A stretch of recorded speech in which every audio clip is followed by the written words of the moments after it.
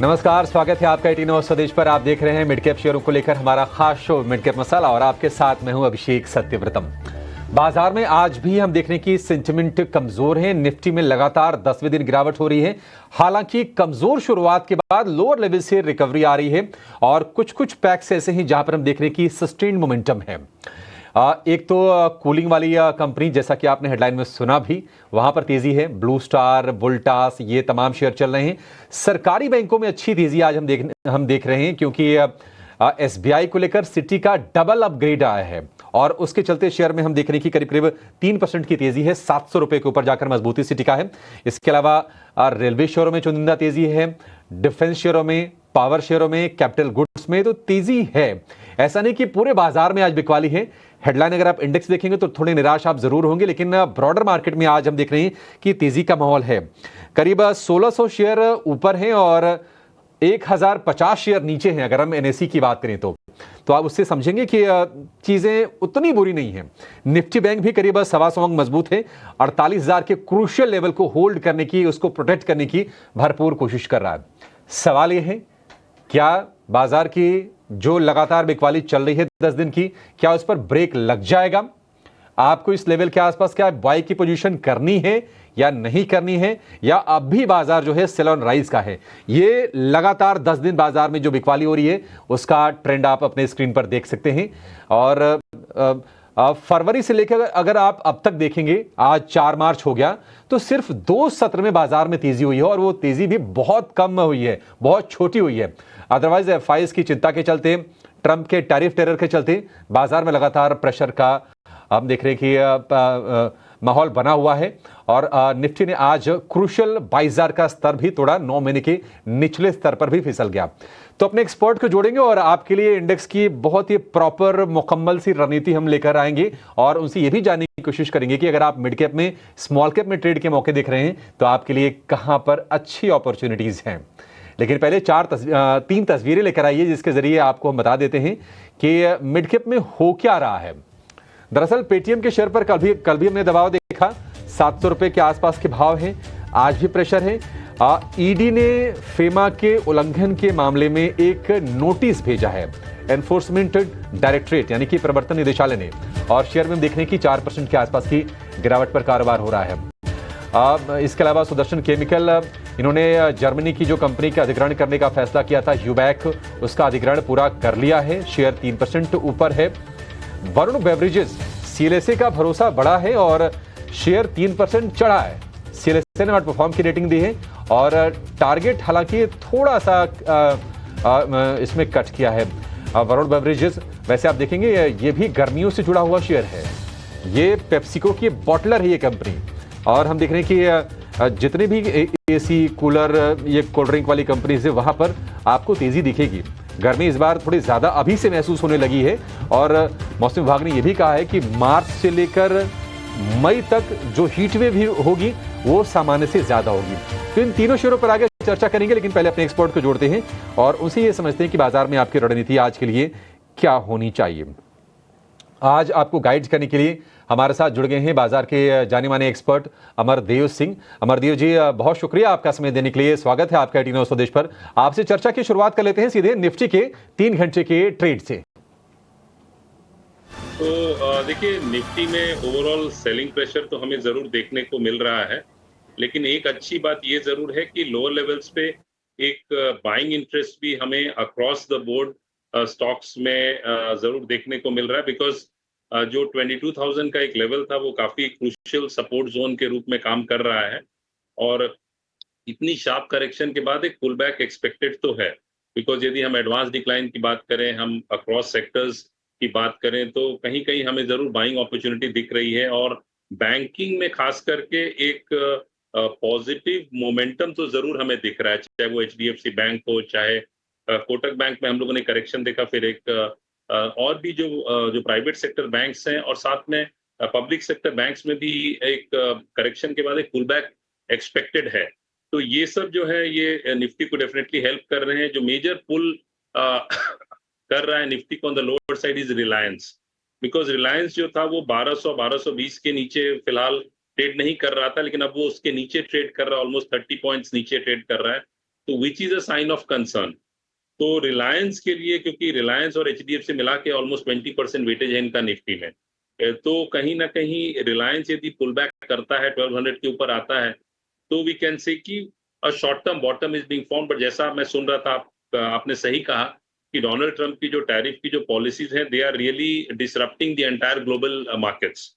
तो उस पे कैसी रिएक्शन आती है, उसका कैसा इम्पैक्ट होता है ग्लोबल इकोनॉमी पे, वो अभी जो इन्वेस्टर्स हैं वो समझ नहीं पा रहे हैं।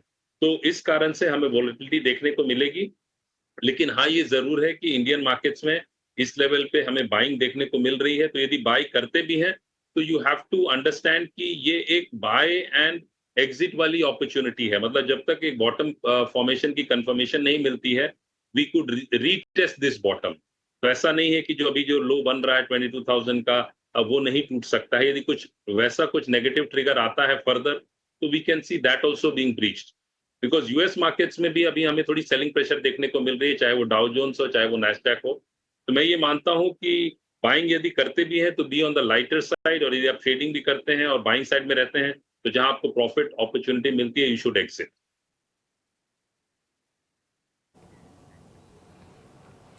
ठीक है, प्रॉफिट की जहां अपॉर्चुनिटी मिलती है वहां से एग्जिट की सलाह है। आज अगर निफ्टी को आप सिर्फ 50 अंक नीचे देख रहे हैं तो उसकी वजह यह है कि निफ्टी बैंक का सपोर्ट अच्छा है, और निफ्टी बैंक में हम देख रहे हैं कि एसबीआई में बढ़िया तेजी हमें देखने को मिल रही है, 3% के आसपास की तेजी है।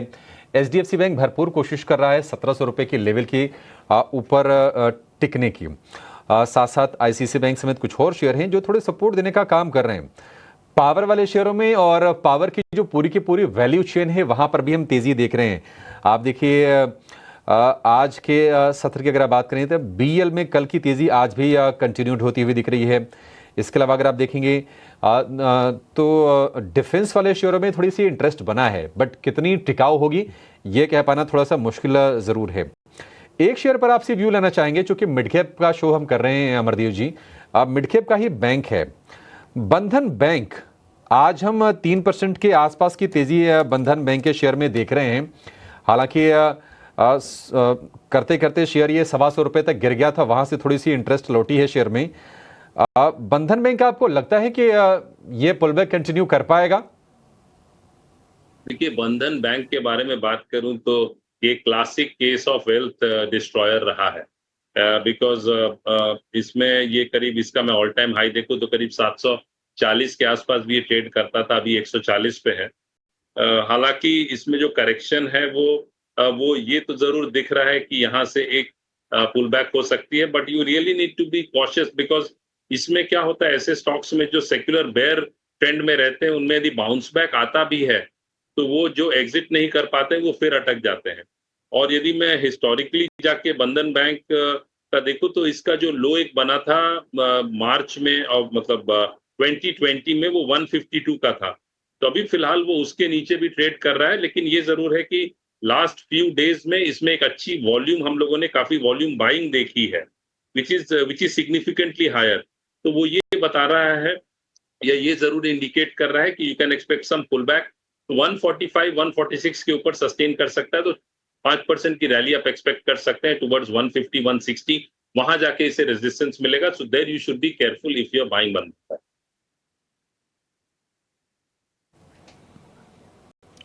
ठीक है, बंधन बैंक को लेकर ये व्यू। लेकिन अमरदीप जी आप बताइए कि आपका फोकस कहां पर है, आपको कहां ट्रेड के मौके दिख रहे हैं बाजार में? तो इसमें जो है, एक तो दीपक फर्टिलाइजर्स पे जरूर नजर रखी जा सकती है, क्योंकि इसमें भी हम लोगों ने एक करेक्शन देखा दीपक फर्टिलाइजर्स में, और उसके बाद अभी एक पुल बैक फिलहाल आज देखने को मिल रही है। बिकॉज जो करेक्शन भी रही है वो करीब 1400 से हम लोगों ने देखा है 990 के आसपास फिलहाल ये ट्रेड करता हुआ दिख रहा है। और ये क्योंकि काफी क्रूशियल सपोर्ट जोन पे है, टेक्निकली भी मैं देखूं तो एक डबल बॉटम फॉर्मेशन है, और लॉन्ग टर्म चार्ट्स पे भी सपोर्ट पे है। तो दीपक फर्टिलाइजर्स में बाइंग की जा सकती है एट करंट लेवल्स। और इसमें जो स्टॉप लॉस है वो रिसेंट लो जो है 933 का रखा जा सकता है, for an upside target of 1075।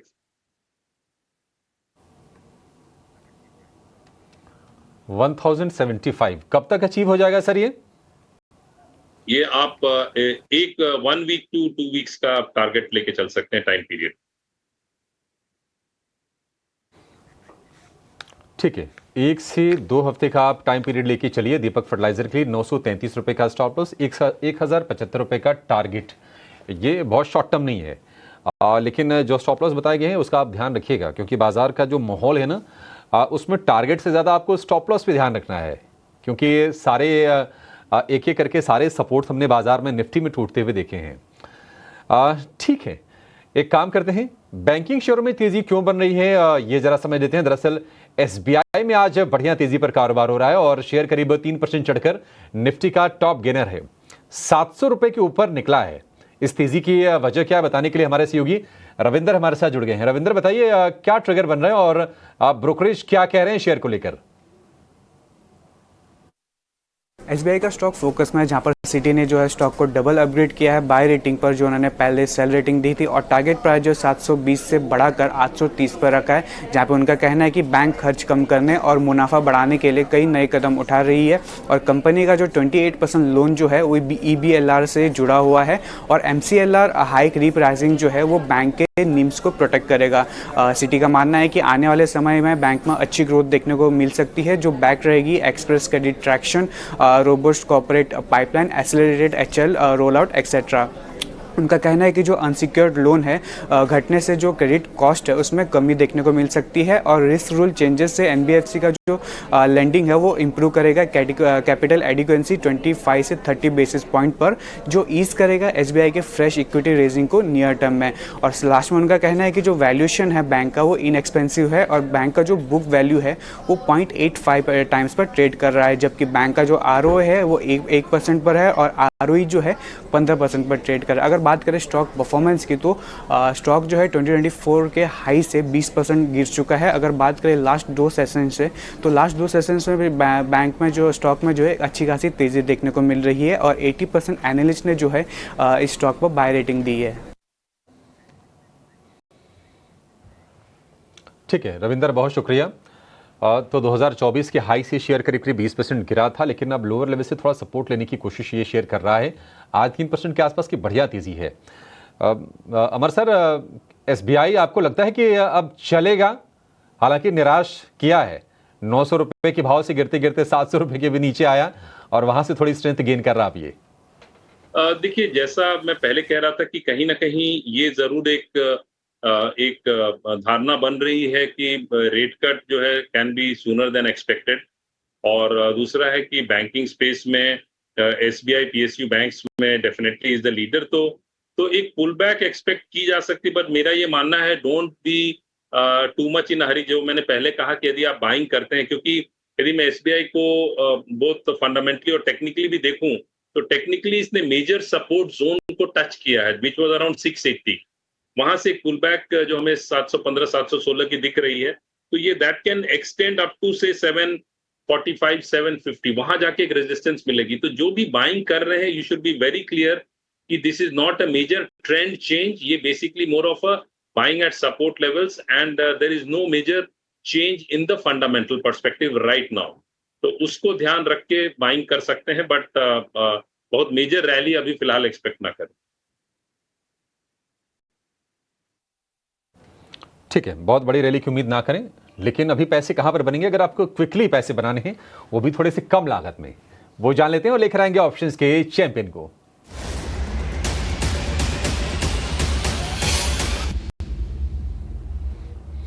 Kotak securities के अमोल आठवाले हमारे साथ जुड़ गए हैं। अमोल, बहुत शुक्रिया आपका समय देने के लिए। बताइए कहां पर अपॉर्चुनिटीज है ऑप्शंस के जरिए? जी नमस्ते एंड गुड आफ्टरनून। L&T के साथ जाना चाहूंगा पोजिशनल पॉइंट ऑफ व्यू से। मार्च सीरीज का 3250 का call option positional point of view से अच्छा लग रहा है। 50 रुपीज के आसपास मैंने पिक किया था। पोजिशनली टारगेट निकल के आ रहे हैं 90 रुपये और 100 रुपीज के, और स्टॉप लॉस उसका रहेगा 30 रुपीज का। मैक्स प्रॉफिट उसमें हो सकता है 7500 का, और मैक्स लॉस उसमें हो सकता है 3000 रुपीज का। ओवरसोल्ड एंड रिवर्सल फॉर्मेशन है। अगर हम देखें बड़े करेक्शन के बाद कल भी स्टॉक ने एक रिवर्सल फॉर्मेशन किया था, और आज भी एक अपना जो बुलिश मोमेंटम है वो कंटिन्यू रखा है। मुझे लगता है ओवरऑल मार्केट भी थोड़ा सा संभल रहा है। अगर ये रिवर्सल आता है मार्केट में, तो मुझे लगता है कि L&T में एक टेक्निकल बाउंस बैक देखने को मिल सकता है।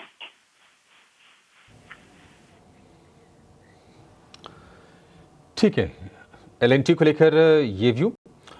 यूएई में और सऊदी अरब में कंपनी को सब स्टेशन को लेकर एक ऑर्डर भी मिला है और उसका भी इम्पैक्ट थोड़ा सा आ रहा होगा। और वैसे भी हम देख रहे हैं कि जो कैपिटल गुड्स वाले स्टॉक्स हैं ना, वहाँ पर तेज़ी बन रही है। एलएनटी आपको आज दूसरे सत्र में ऊपर दिखेगा, थोड़ी तेज़ी कल के मुकाबले कम है, लेकिन ग्रीन टेरिटरी में है, 32 रुपये के ऊपर है। 32.5 वाली कॉल खरीदी है 50 के भाव पर, लक्ष्य 30, स्टॉप लॉस आप सही कर लीजिए इसको, स्टॉप लॉस होगा 30 रुपये का और टारगेट 90 और 100 रुपये का आपको लगा के चलना है। इसमें अधिकतम मुनाफा 7,500 का, अधिकतम नुकसान 3,000 रुपये का तो नजर है ही। लेकिन बाजार के साथ साथ दुबई के क्रिकेट स्टेडियम पर भी नजर है, जहां पर चैंपियंस ट्रॉफी का पहला सेमीफाइनल खेला जाने वाला है। 2:30 बजे ये मैच शुरू होगा भारत और ऑस्ट्रेलिया के बीच में। टीम इंडिया का उत्साह जो है चरम पर है। देखिए 3 मैच जीत के सेमीफाइनल में भारत ने जगह बनाई है, लेकिन सामने ऑस्ट्रेलिया है, चिर परिचित प्रतिद्वंदी। और आईसीसी के नॉकआउट्स में जब भी ऑस्ट्रेलिया पहुंचती है टक्कर कांटे के देती है। लेकिन इस मैच को लेकर समीकरण क्या है, आंकड़े किस टीम के पक्ष में हैं, किसकी जीत होगी, जरा इसको समझते हैं और ग्राउंड से फील लेते हैं। हमारी सहयोगी करिश्मा हमारे साथ जुड़ गई हैं। करिश्मा बताइए, उम्मीद तो यही करेंगे, दिल दिमाग दोनों चाहता है कि भारत जीते, क्या लग रहा है आपको? इंडिया वर्सेस ऑस्ट्रेलिया बहुत बड़ा मुकाबला है, आज का सेमीफाइनल मैच है और उम्मीद यही की जा रही है कि इंडियन टीम जो है वो ऑस्ट्रेलिया को हरा पाएगी और चैंपियंस ट्रॉफी के फाइनल में पहुंचेगी। पिछले 27 साल में जितने भी चैंपियंस ट्रॉफी के सेमीफाइनल हुए हैं उसमें भारत हारा नहीं है, तो कहीं ना कहीं यही उम्मीद है कि जो विनिंग मोमेंटम भारतीय टीम का है वो मेंटेन रहेगा। उन्होंने पाकिस्तान को हराया, बांग्लादेश को हराया और उसके बाद न्यूजीलैंड को भी हराया आखिरी मैच में। तो बहुत ज्यादा उम्मीदें हैं इस इंडियन टीम से, रोहित शर्मा से और पूरी इंटायर टीम से। तो कहीं ना कहीं यही देखना होगा कि टीम का प्लेइंग कॉम्बिनेशन भी क्या होगा, प्लेइंग 11 क्या होगा, वरुण चक्रवर्ती होंगे या हर्षित राणा होंगे। अगर हम ऑस्ट्रेलिया टीम की बात करते हैं तो 5 से 6 जो की प्लेयर्स हैं वो भी नहीं है ऑस्ट्रेलिया के पास, लेकिन वो भी सेमीफाइनल में पहुंचे हैं। नॉकआउट्स में इंडिया वर्सेस ऑस्ट्रेलिया बहुत ज्यादा एक्साइटिंग रहता है, तो कहीं ना कहीं वो भी देखना होगा कि किस तरीके से ये मैच खेला जाता है। लेकिन इस टूर्नामेंट में जो फेवरेट्स हैं वो इंडिया ही हैं और इस मैच में जाते हुए भी फेवरेट्स इंडिया हैं, लेकिन सबको पता है ऑस्ट्रेलिया एक बहुत स्ट्रांग टीम है।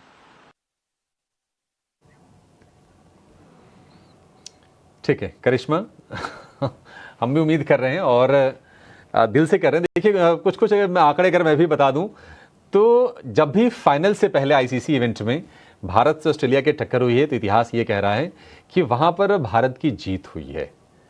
तो ये नहीं भूलना चाहिए। ठीक है, ये सब आंकड़े हैं कि थोड़ा पल्ला भारी ऑस्ट्रेलिया का, लेकिन ये बड़ा क्रूशियल आंकड़ा है। आप 2011 का वर्ल्ड कप याद कर लीजिए, 2007 का वर्ल्ड कप याद कर लीजिए, पिछला चैंपियंस ट्रॉफी याद कर लीजिए, भारत की हमेशा जीत हुई है। ठीक है, चलिए आखिर में ये जान लेते हैं कि आपके लिए निवेश के मौके कहां पर हैं मिड कैप में। लेकर आएंगे मिड कैप के महारथी को।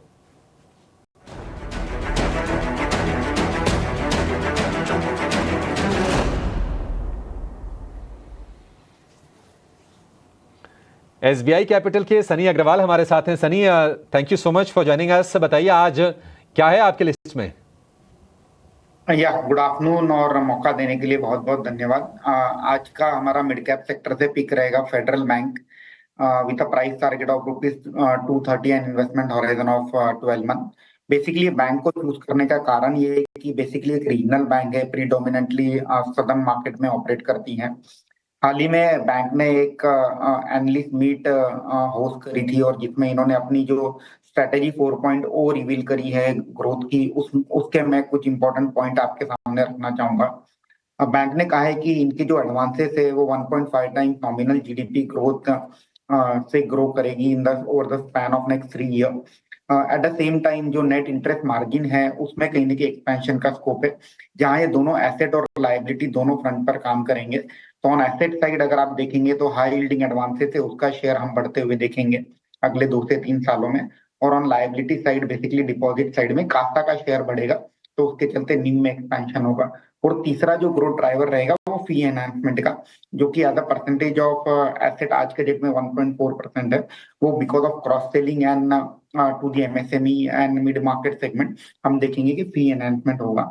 इसी के चलते हमें लगता है कि बैंक का जो आरओए जो आज के डेट में 1.2% है, ये 1.4% होने की उम्मीद है, और आरओई जो 13% है ये बढ़कर 15% होने की उम्मीद है अगले 2 सालों में।